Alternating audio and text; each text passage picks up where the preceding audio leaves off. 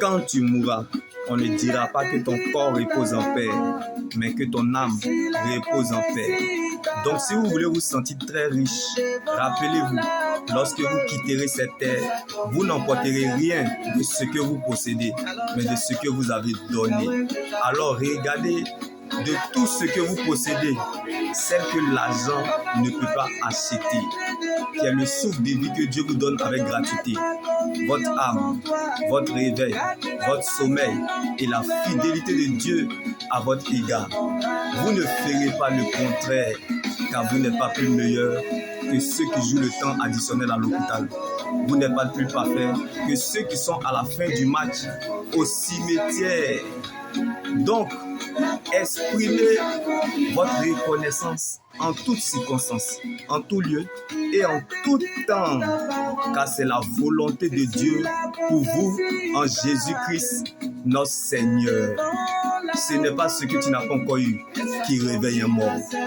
Ce n'est pas ce que tu cherches, espères ou attends qui peut réveiller un cadavre.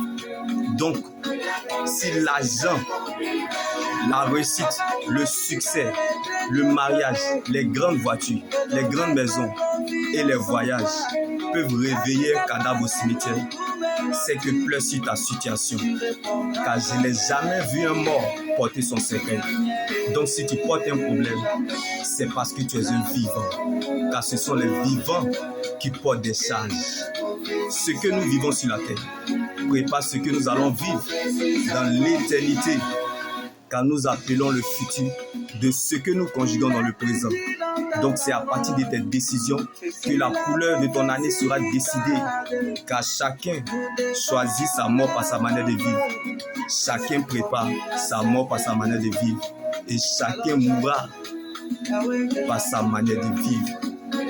Donc bien-aimé, rappelle-toi que cette preuve, laisse-moi te choquer, rappelle-toi que cette épreuve est la preuve du juste jugement de Dieu pour que vous soyez trouvés dignes du royaume de Dieu.